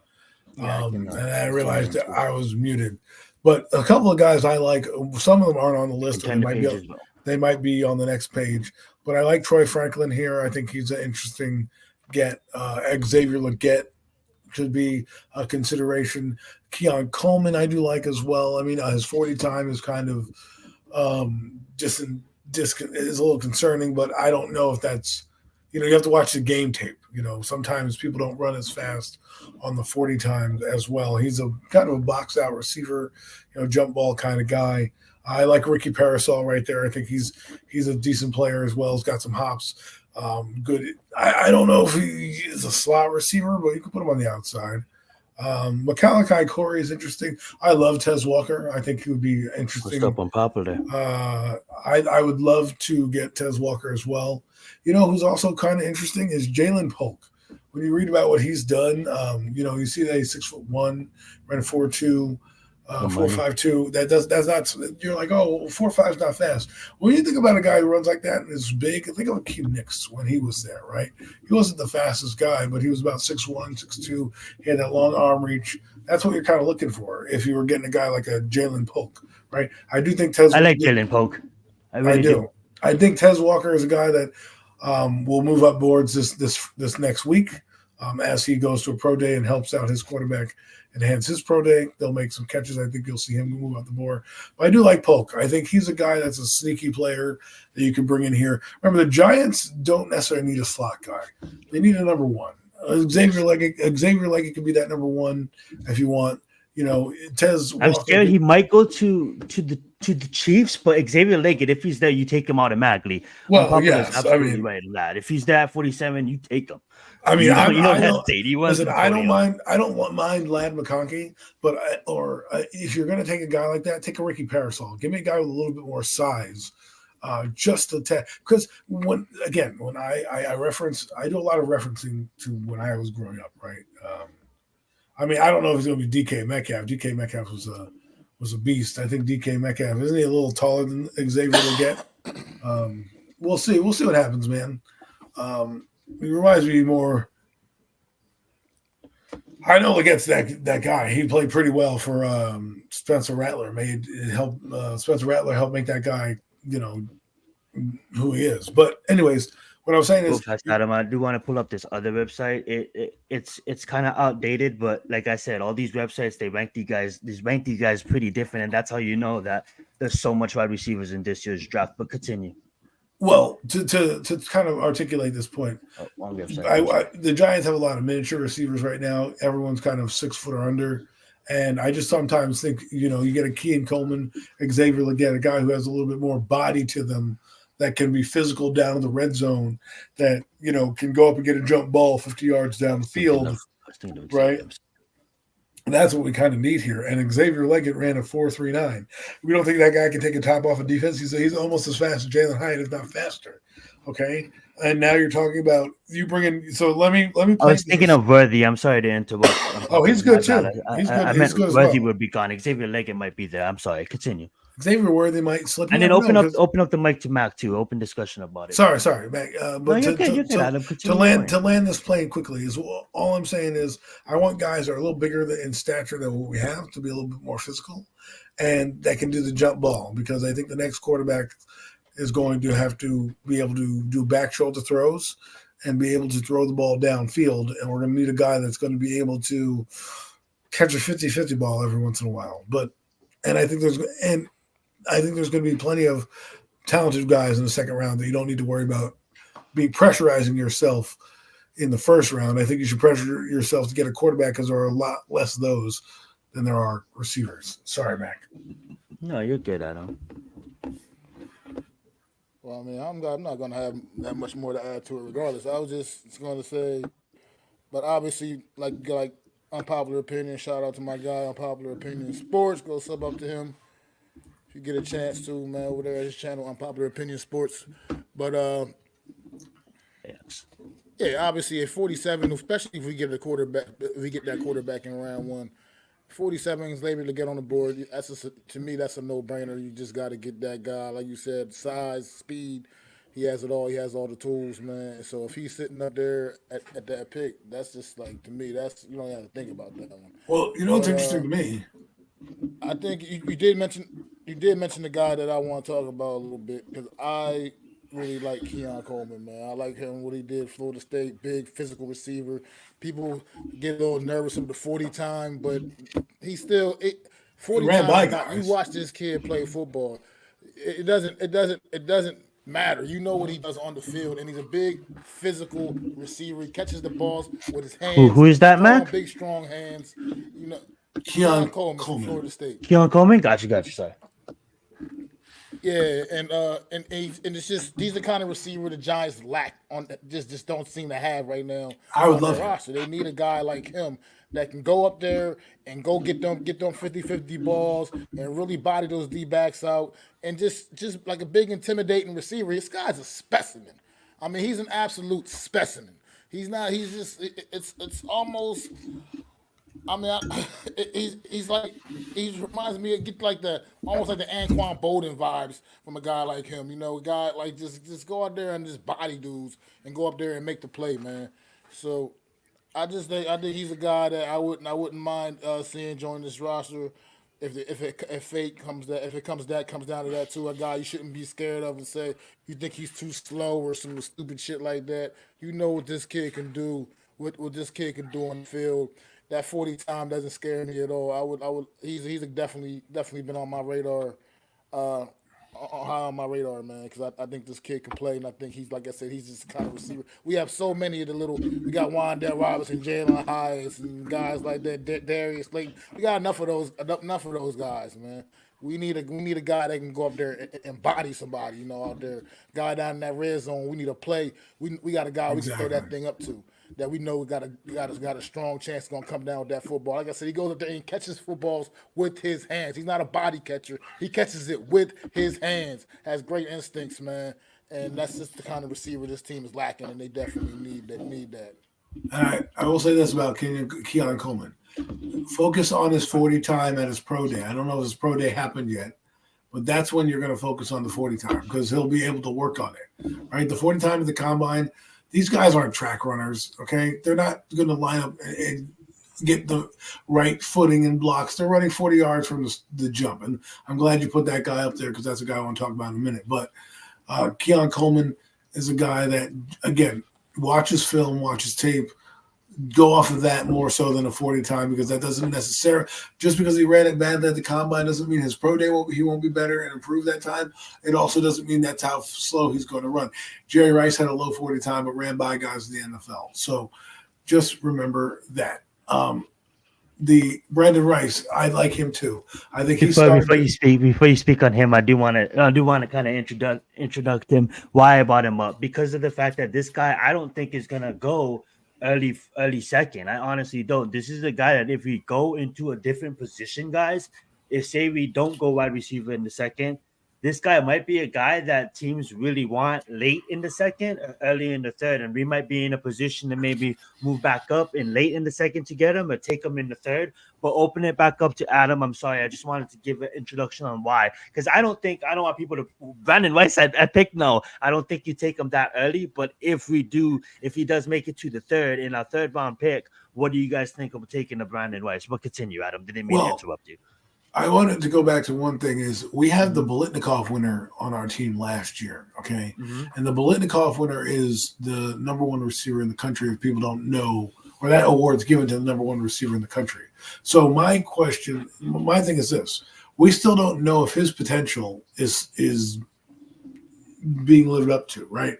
Because for all we know, we might have our number one on the roster in Jalen Hyatt. We'd have no idea because of the limitations that was there last year. I don't think Jalen. Remember, Jalen Hyatt was supposed to go in the first round. He slipped to the third because of concerns about not being able to get off press man and being able to run certain parts of the route tree. But he still won the Bolitnikov winner for being the best receiver in the league in the conference in the country. You know who the Bolitnikov winner is this year?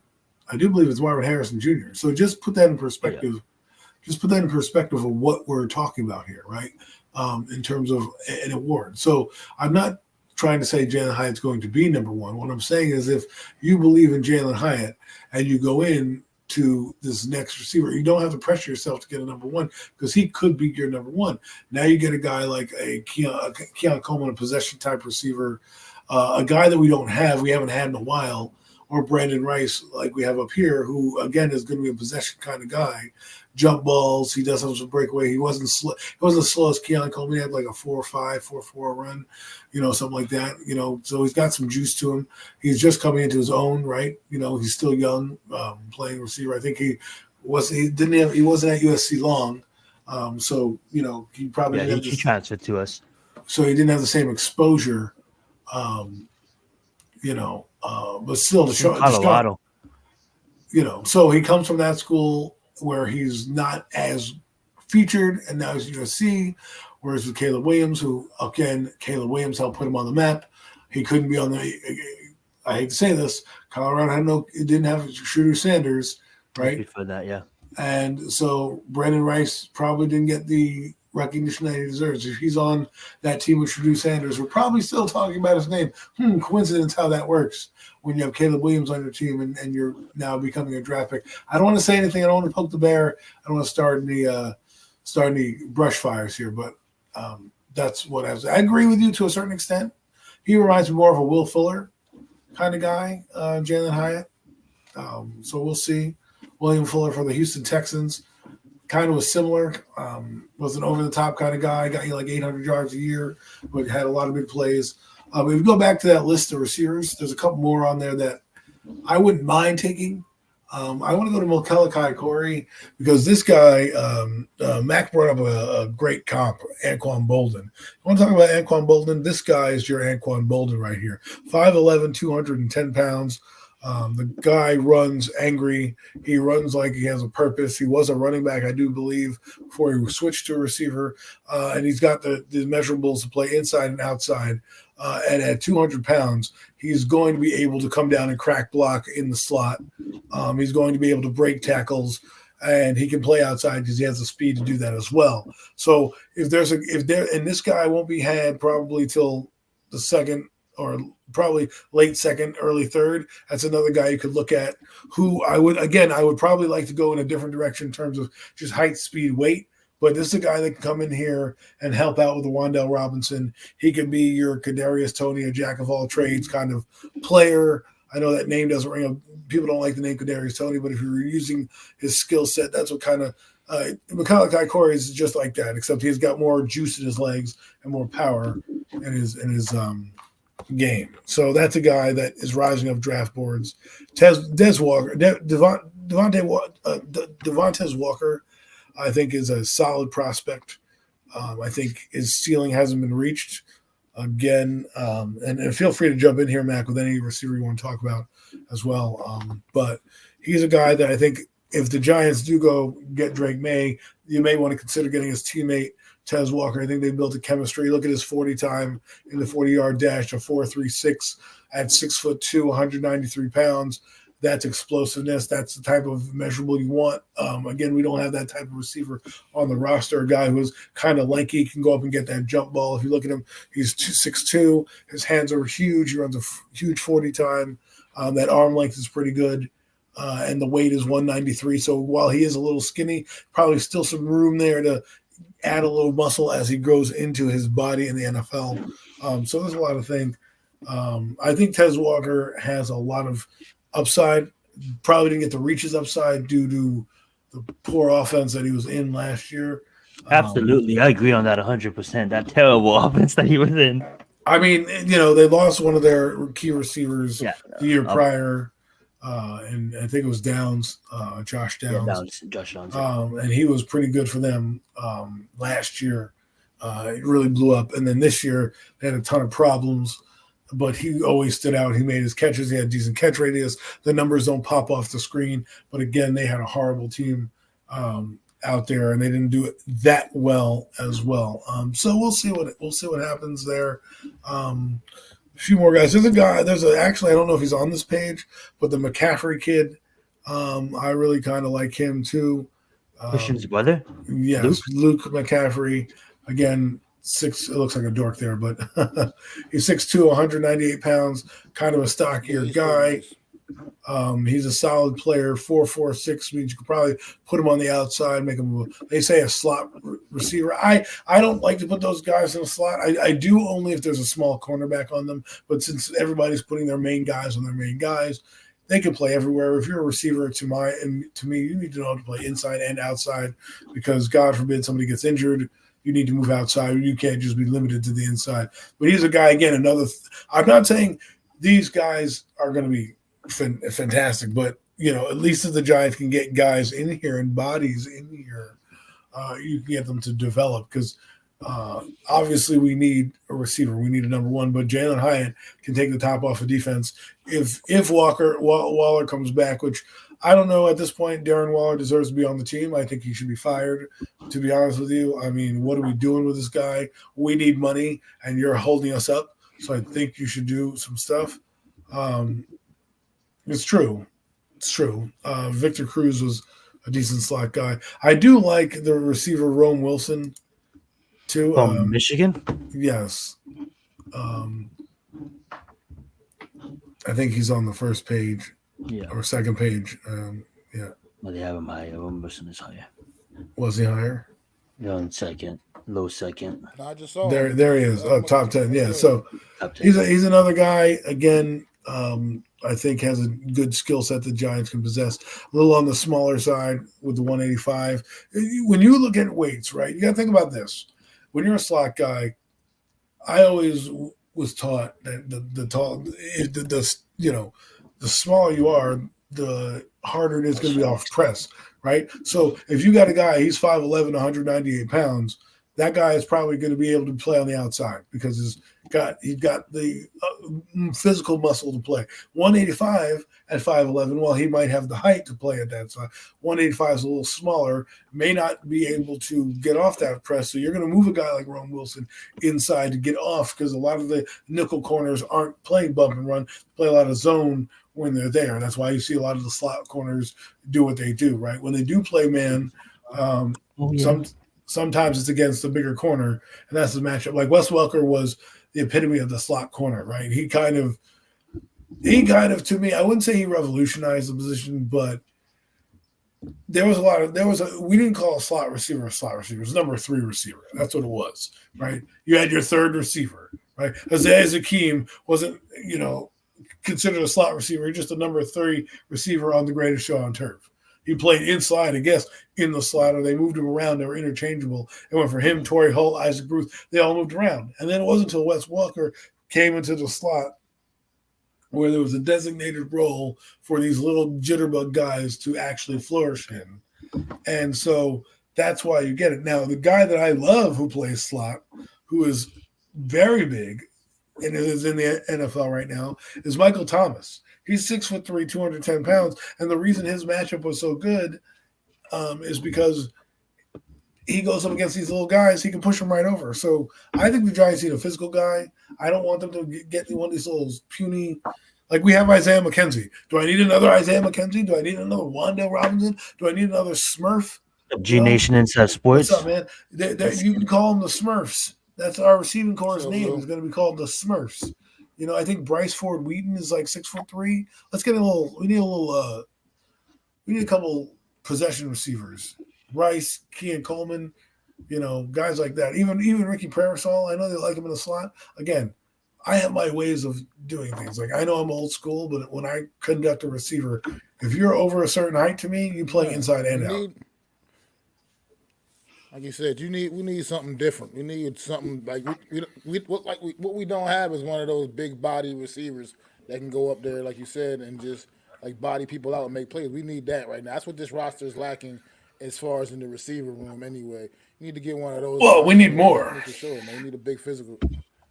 Definitely. Hopefully, a quarterback. Because I don't have to see Daniel Jones's whack ass anymore.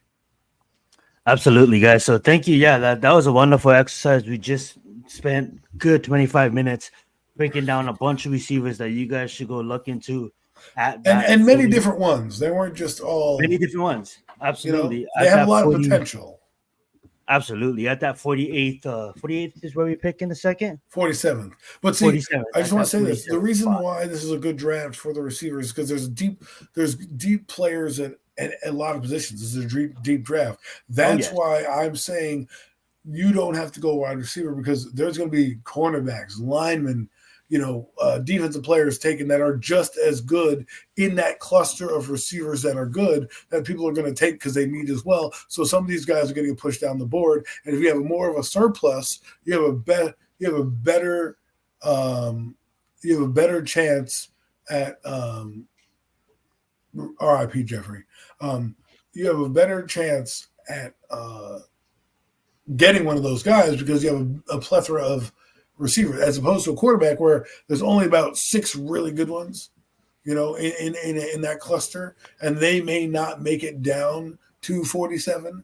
Yeah, definitely. Yeah, I would say the top 6 quarterbacks that is ranked in the top 30, and then after that, your next quarterback is ranked at like 120 or something like that. So after the 6 quarterbacks, there is a severe drop. I didn't mean to cut you off there, but no, but what I'm just saying is like the surplus of players, because it's a deep draft, are going to allow you to get a receiver at 47 is what I'm saying, as opposed to the quarterback where there's less of the value and less abundance. It's better to probably get one early on while you're sitting there than waiting till later on.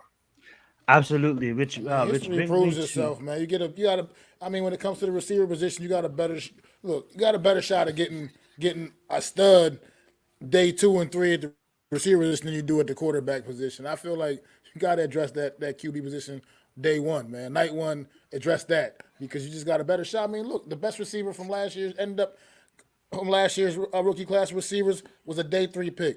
A day 3 pick. That's exactly the exercise we're going to get into, guys. I love not it. far and away the best receiver in last year's rookie class. You know what I mean? So you just got a better shot with those guys. The top 10 receivers, not only one, Amari Cooper was drafted in the top of the draft. That is going to be our next exercise, guys. So I love the energy here, you guys. You guys are loving this receiver talk, and like I said, if you look at it, like I said earlier, like we keep on repeating, this receiving class is deep. There's about 20 that is in the top 100, and some people say more. Not top 100. I would say top 150. There's about 25 that goes into day round 1, 2, and 3. If you look at recent years, there wasn't really.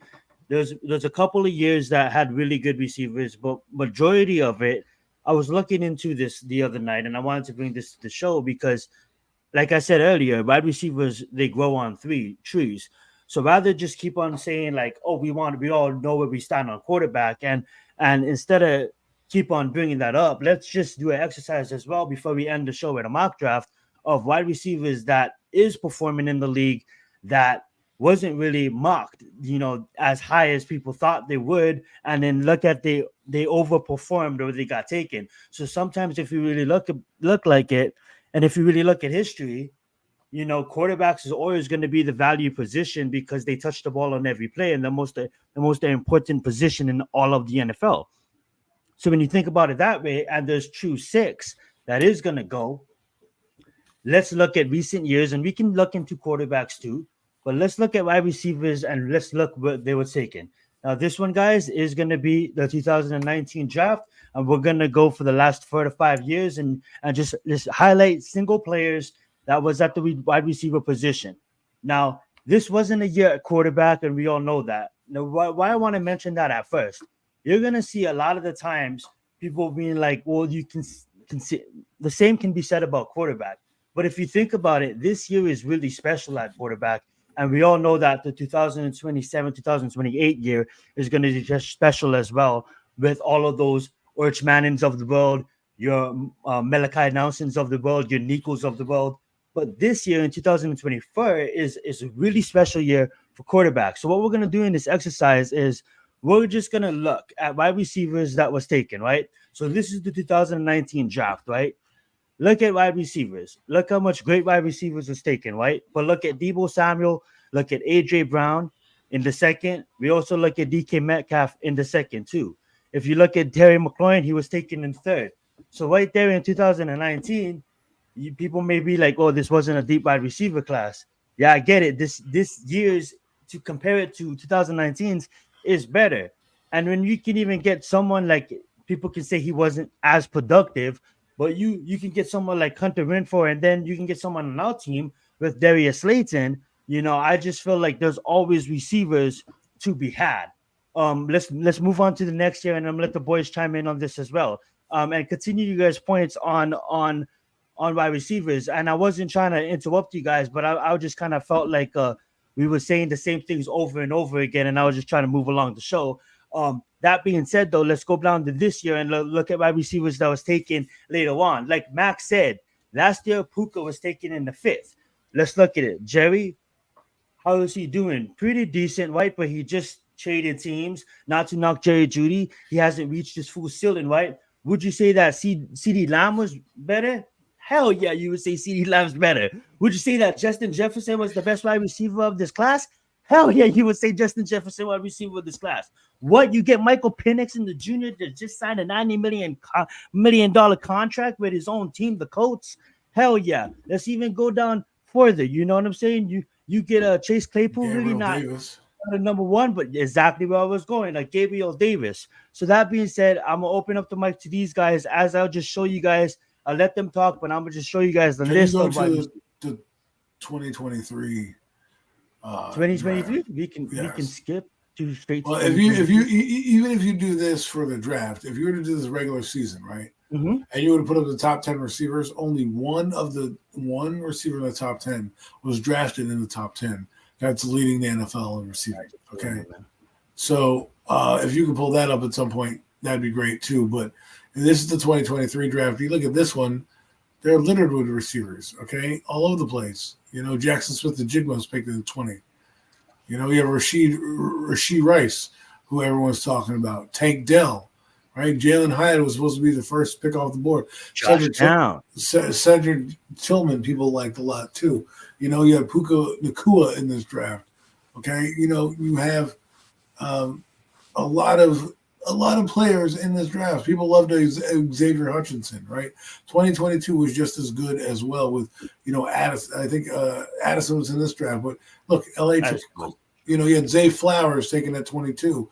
You had Quentin Johnson taken at 21. You know, like there's a ton of players taken.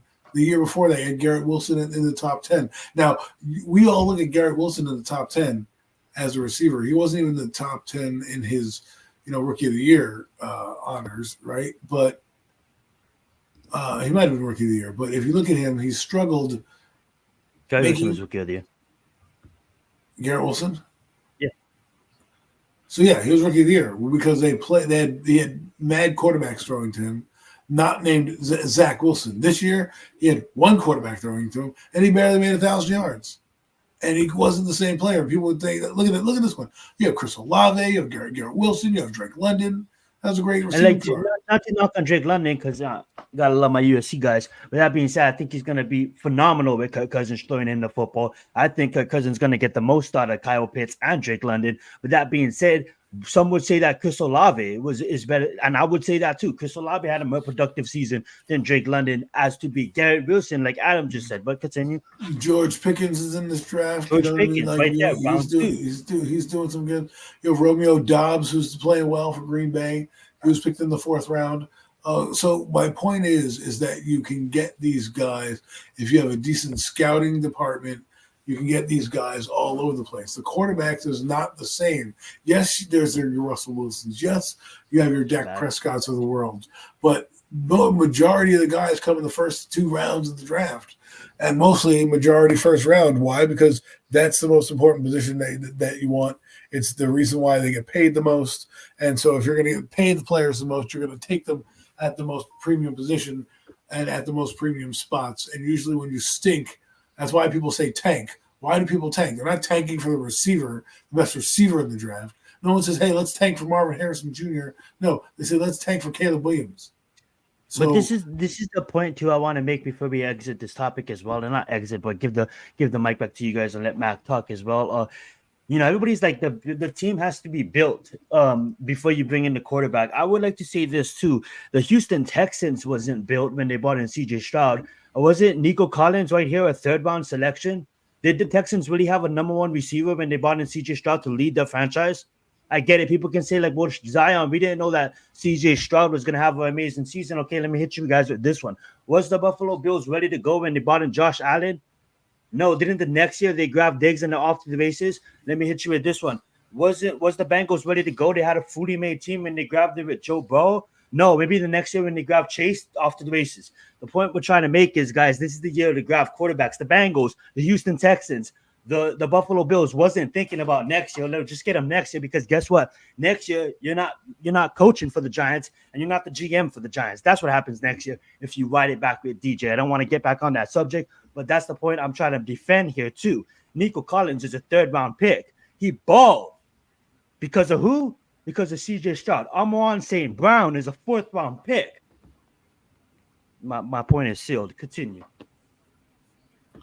No, I mean you hit the nail on the head. It's it's you can get receivers deep in the draft, especially in this draft where the entire draft is deep with players. It's not just the receiver position; it's other positions which will allow you to get a receiver because not every team's shopping at the same shopping list, right? They may not have a receiver. Let's just use the Bengals, for instance, right? The Bengals come up, they don't need a receiver. So that's one less team that needs a receiver. That's one more receiver that's going to go down the board and fall to you. Unlike the quarterbacks where the people like that 5th-year option, they like to have that full control, the small cap number. You draft them for 1st round because it's essentially 4 years of control with a 5th-year option. And if you like a guy and you think he's going to go in the 2nd round, you trade up and get him, right? So the point is that go get the position that has the least amount of surplus, that is a need position, then wait for a position that has more surplus, that's a need that you can still get a quality player later on. Absolutely lovely. Go right ahead, Matt. I'll say, yep, that's exactly how I feel about that. Like I said, don't overthink it. This team needs a quarterback. It needs a new direction. It needs somebody that they can stand behind as a true leader, not just off the field, but on the field as well. You need a guy that you can depend on. You got 6 guys that are rated, like you said, significantly higher than the rest. Make sure you get one of those guys. Get one of those guys, come out of here with however you got to finagle it, however you got to do it. But don't overthink it. Make it happen. That's it. Just make it happen. Like you said, it's receivers for days. They just went down just receiver after receiver after receiver of guys that are just great talents in the league that were day 2, day 3 picks. Don't overthink the quarterback thing. Make it happen and get one. Point blank and period. That's what it comes down to. What do you want to build this thing on? You can't, like you said, Adam, like you just keep saying, you can't just come out there and run it back with Daniel Jones and think everything's going to be all right. It's not. We know how that story ends. It ends the same way every damn year. Enough is enough already. Go get your guy. Well said, well said. And guys, as we get closer to the draft as well, we're going to give you guys coverage on this on this episode on this podcast, Premium Takes. So make sure you guys check us out as well. That being said, guys, we're gonna end the show with a 7-round mock draft, and I'm gonna be honest with you guys. We're just gonna draft by position on what we feel that we're gonna need to. I say we all just agree on picks, and then we can go from there. We take the last 15 minutes of the show, just kind of ending it up with the 7th round draft. And let's begin now. If you guys didn't know, I did not to do a self plug, but I did a how the Giants land Drake May, even with the Vikings trading up before us. So if you guys want to go check that out, you guys can go check that out on my channel that is available now. Hopefully this draft does us well, and let's see. So we are on the board. We're not going to do any trades here, guys. We're just gonna, Denver. Yeah, we're just gonna legitly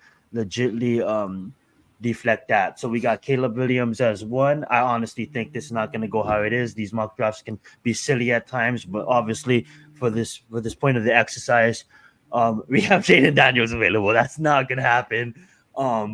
Well, God damn it. Well, you have to take him. It's happening. It's happening right now. So it's happening right now. So make it happen. You guys want to answer this one? Come on. Yeah, okay. We get Jaden Daniels. Listen. But if you look at it for that first round quickly, the Giants will have a chance to land. I do think somebody they might have a chance to land. Right. I don't think it's going to go. My sister, what you guys talking? it's going to be chalk. I don't think all three. I don't think New England necessarily has to take a quarterback.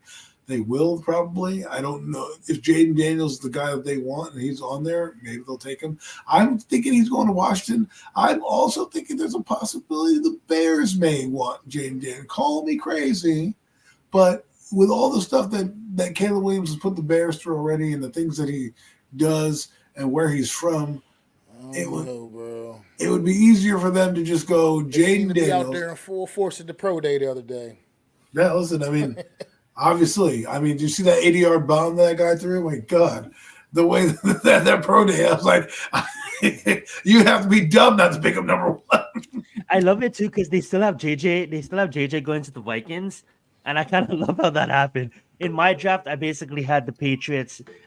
We don't have, you guys go watch the video. That being said, guys, we are in round 2. Michael Penix is magically still there. But guess what, guys? We have our quarterback of the future in Jaden McDaniels in this universe. Do you guys say we look at wide receivers? Sure. Oh, wow. Look at that. We got Xavier Leggett right there sitting there for the taking. We got Jalen Perks sitting there for the taking. We got all our choices we just got done talking about, guys. With the Honolulu boy from Hawaii. I didn't even know that, obviously. But, Roman, Honolulu, let's get it. Who do you guys want to take care of? I'm going to have you guys agree on it, and I'm going to select it. So we're all agreeing receiver is the place we're going? Is that what we're saying? I'm going to let you guys shout out name. Whatever you guys feel comfortable with, we're taking. Okay, so it's right now. Right now, it's between the 3 guys at the top. Between you guys want to see cornerback as well?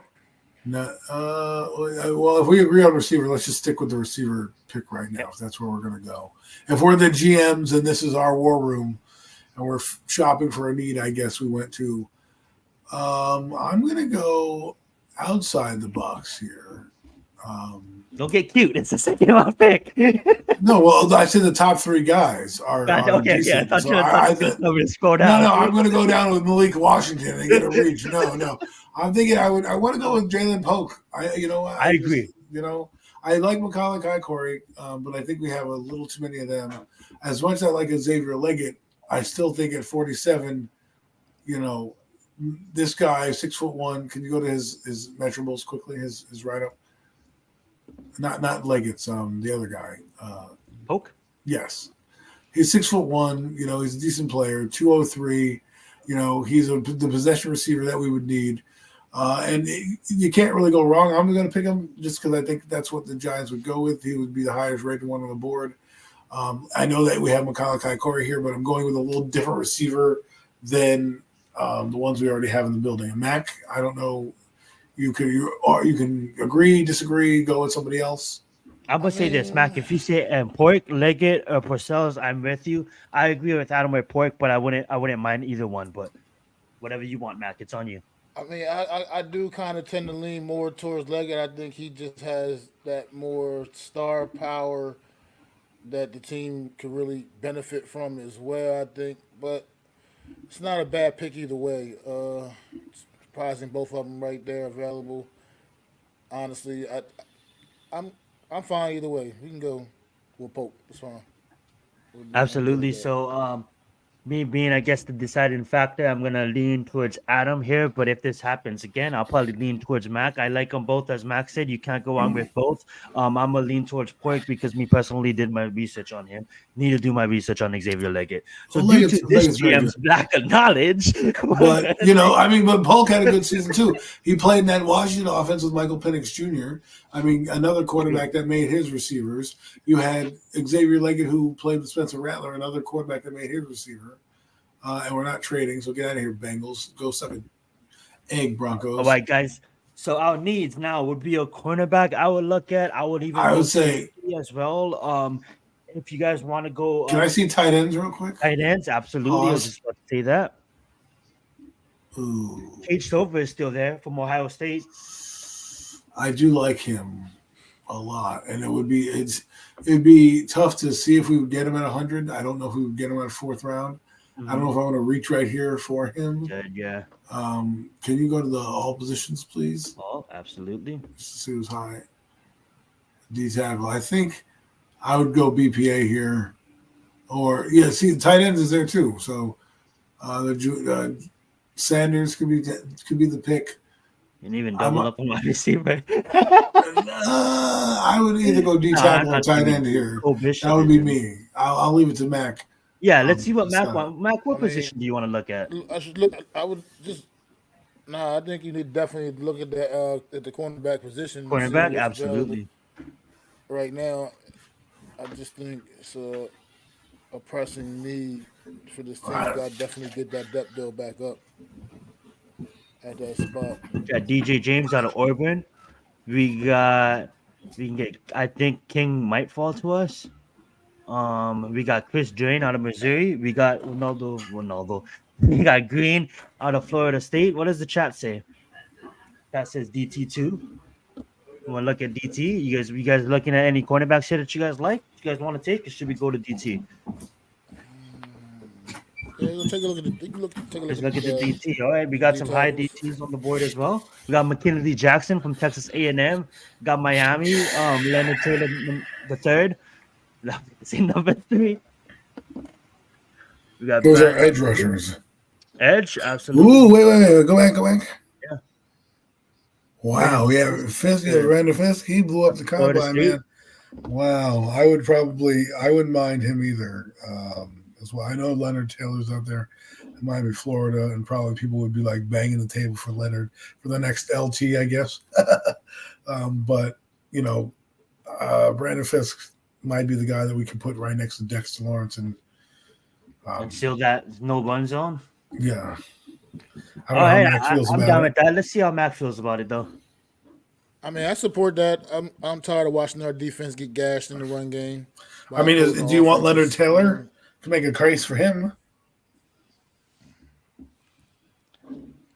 I agree. I agree with Adam though. And I say we could make a case to Taylor, but it looks like the fan base, including Tyler, part of the Big Blue Crew, we like Swag. So let's go with that. And then we're gonna let Max start the 4th round. No, it is pretty late, but guess what, guys? There's probably gonna be a lot of cornerbacks still left on the board, and I say we look at that position first.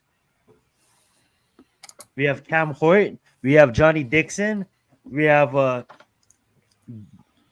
I'm so done right now. But let's look at all positions real fast. Kellen Bullock. I say I'm a bias. I say you take him. I say Kellen Bullock is a steal. Now let me just give a fast rundown of him. He's not a finished product, guys. He still has a lot of work. I'd go Braylon Allen here as much as I love Bullock. In the 4th, and we got a running back too. Okay, Silver's still on the board. Like Adam just said, and we have our tight end and Cade on the board.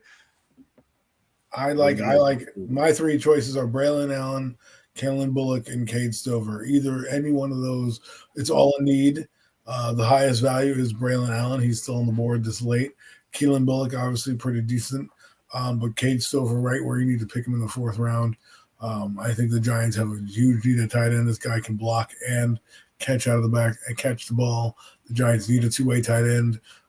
They have 3 blocking tight ends mostly on the roster right now. You can tell that they're trying to be a big run-heavy team, set up a wall in front of these young quarterbacks. But, again, I'll leave it to the guys to choose. But, like I said, in my order, I go Braylon Allen, Kalen Bullock, and Cade Stover. Obviously, you know that Zion likes Bullock. Mac, you can be the deciding vote on where we go here. Yeah, and Mac, if you still want to go cornerback, I don't blame you. I just kind of feel that it might not a reach, but when we have these players right here, I kind of feel I'm let you decide between Allen, Bullock, and Stover. But if you do want to go cornerback, I'm not going to stop you. Breaking new Titans trade. Wow. Okay. I'm kind of good with Stover. That's big time right there. That's big time. Wow. Yeah, wow. That's a nice trade. Thank you. Darius Sneed is going, man. The Tennessee Titans are trying to put it together, boy. They're trying to go for it. That's how you surround a young quarterback. So, see, I want to touch on this real quick. We're going to take Stover here, guys. I do want Bullock, but the boys agree on Cade, and I love that pick of Cade. We need to solidify that tight end room. Waller, free up some fucking money and get out of here. Take Stover? I mean, I'm good with that. I mean, after you watch all this New York Giant offense, man, look, anything that can help add anything to this offense. Now take your cornerback. Okay. Oh, wow, they had Jaheim Bell. We could have got him. If I knew he was here, I would have taken the cornerback and then taken Jaheim Bell. He was right there on the top, Adam. Hey, we got wasn't. Don't know who he is, but he sounds cool. I like the name Manuel. Why wouldn't we take MJ Donachare? Out of Pittsburgh? Yes. We're gonna let Mac choose here. And if you want to go another position, we can go another position. I can't see. Can't even see the names up there, brother. I can't read that. So I'm sorry, but I just been listening. Yeah, that's. that is high. But can you see it now? Yeah, I can see. Well, here, let me read it to you. It's fine. We got MJ Dalvin from Pittsburgh. He is a 5'10" cornerback. His red score was a 7.32. His stats and info is coming soon. Obviously, it's a 5th round. We got Julius. I just dropped that. Not bad, man. We going Julius. All right, we'll take him. I'm okay with that. Okay. I'm good with that. Welcome to the team, young man. Welcome to the team, Julius. I hope they don't do that. I hope they don't do that on draft day. They put in the wrong. They put in the wrong name. Available. They go to board. We had him locked in the 4th, but he was there in the 5th. We had to take him along. They go draft JJ McCarthy. They put down Sam Hartman or some shit. All right, this is what we're gonna do. We're gonna have this is our last pick of the draft. We're gonna have Mac. We're gonna have you choose the position that we go to. Now let's look over our picks so far. We have Jaden Daniels selected. I don't know how, but he was selected at 6. That's a win. And if I was stupid for leaving him on the board, that's a steal. Then we still Jalen Pork, not really still. We got Pork from Washington, 47 overall. We go and we secure Brandon Fisk, DT out of Florida State with pick number 70. We got Cade with pick number 107 out of Ohio State. Notable solid tight end to fit that room, what we're trying to accomplish in that room. And then we got Julius Manuel, the guy who was really on our boards, really high. We couldn't pass him by when we seen him. That being said, we have pick number 183. What do you guys want to do there, Mac? What position do you want to look at? Man, just go look and see best player available. Go look at the best player available. Best available player. We looked at. We can always go with Xavier Thomas. He's an edge out of Clemson. We got Isaac Guerrero. Louisville always produces good running back. We got a D tackle. We're looking at. I would say edge, maybe running backs. We can go with a development player. Isaiah Guerrero, I heard is good. So Louisville always produces good running backs. If we haven't taken a running back, I'd rather get a guy that has potential to make the roster. You know what I mean? Like you really try to find a guy that really has a shot to make this team with this pick. At the end of the day, this is. You want to go with Zion Palu Fitui? No, I say we go with like you hope. What's that other guy? The Isaac Guerrero. Guerrero. All right, let's actually be like GMs. We're gonna do a fast scouting on him real fast. We're gonna put him in another window and see what comes up with it. See what his production was. Dude, this guy looks like he could be a baller. Just looking at him. Let's look at his. I'm gonna have you guys. All right, so he had 132 carries with 810 yards, 11 touchdowns. All right, he's a beefy back. This guy is 225 pounds with 6'1", guys. So if you guys want to see him, how he looks like, I'm going to put it on the screen right now. Do you guys as GMs want to add him to our franchise? It's the best GMs in the business. We're scouted on the day of the draft. We're on Match.com here. Mason, Indiana, in the house. But this is the guy that I would want. We need a bruiser with someone this size. It'll still help I think the direction they're going. Singletary, what people aren't talking about, is more of a downhill runner. More so than Barkley. Every single year, obviously, he's getting much right. But look at that average, 6.1 yards a carry. It's pretty good. Again, a bigger back. And he catches the ball as well, guys.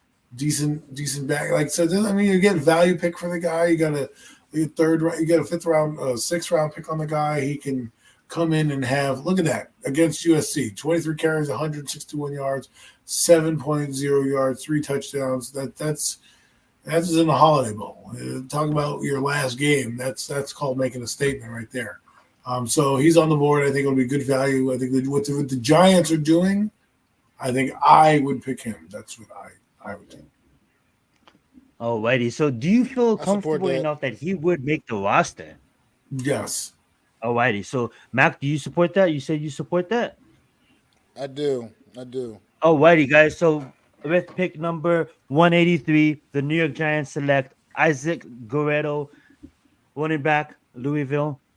And it looks like that's it for the draft, guys. We don't have a seventh rounder, but I would say we stole this draft, but especially with getting Daniels. This is the guy that's not gonna eye Yeah. down his number one receiver. I And can't it's wait. I can't wait for Julius Monroe. Best corner Yes. in the league. Absolutely, man. He's gonna rival Banks as our number one cornerback on day one. All right, thanks. No, honestly, though, shout out to Julius Manuel. It was an accident pick, but hopefully, who knows? Maybe that guy will become something special for this team. Obviously, guys, that would never happen that Jaden Daniels will fall to us at 6, but anything can happen. You never know. How do you guys feel about this draft, though? We got Jalen Pork at pick number 47. We got Brian Fisk at pick number 70. We got Cade at pick 107. Let's have Adam touch on Cade real fast before we end the show. What you feel? Do you feel that's a steal at pick 107, Adam, to get a tight end of his caliber? Well, obviously we don't know what he did get, but what he could be. In this draft is not necessarily a steal because he was in that ranking.